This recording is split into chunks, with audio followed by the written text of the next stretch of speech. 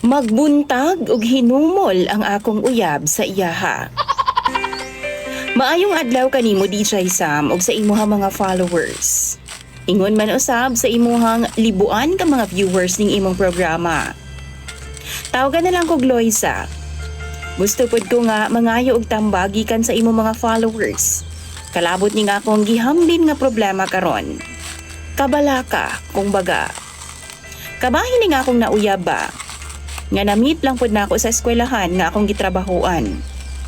Ang tinuod, minyo na ko DJ Sam, pero akong bana naa sa Maynila. Dito naman pud siya na-assign karon. Naa na po dito ang ilahang project.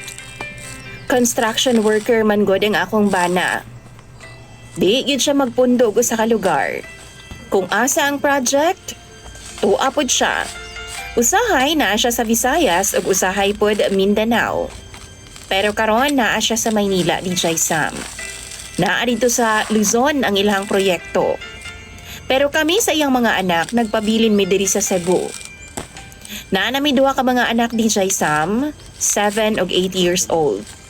Next barangay lang gud ang balay sa among mga ginikanan. Kada Biyernes sa hapon, gusto sa ako mga ginikanan nga tuwa sa ilaha ang mga bata. Usahay pod, kuhaon pod sa ako mga ugangan. DJ Sam nagtrabaho sab ko sa kantin nga giskwelahan sa akong mga anak. Mao nang makita ra sab nako ang mga bata samtang kaeskwela sila. Sa eskwelahan sa akong mga anak, naila-ila nako si Dan. Minyo na pud siya DJ Sam. OFW ang iyahang asawa ug duna na pud siya tulo ka mga anak. Nagkasinabot ming duha kay parehas man mig sitwasyon karon. Layo sa mong tagsa-tagsa ka mga partner. Uhaw mi pag-abot sa kama. Hangtod nga sa sige na mong istorya adlaw-adlaw, nahugra po ang akong loob sa iyaha. Nahulog ang among loob sa usag-usa. Nagkasinabot ming duha nga manlaag og mag-outing mi DJ Sam. Ang among sabot DJ Sam, mag-rides ra gyud unta mi. Pero naabot man mi sa suok. Mautong nanulod na lang mi og medyo bubarato nga hotel DJ Sam. Nag-overnight mi didto. Friday kadto DJ Sam ug ako mga anak tuwa sa akong mama ug papa. Aware si Dan nga doon ako'y bana. Maong okay ra gyud sa iyaha nga manawag pud ang akong bana. Why kaso sa iyaha? Siya na ang ga-adjust. DJ Sam, gisulit gyud nako ang panahon nga kauban nako si Dan. Nag-check-in mi sa hotel mga bandang alas 9 na kapin. Nangaligo mi kadali dayon bugno na sa kama. Hangtod na pagkaugma DJ Sam. Gisulit gyud namog taman hangtod Sabado sa hapon. Naka 15 rounds gud mi DJ Sam. Wow. Pero kay baw mo, sukad pagpatong ni Dana sa ako awa naman siya'y plano nga mubaba.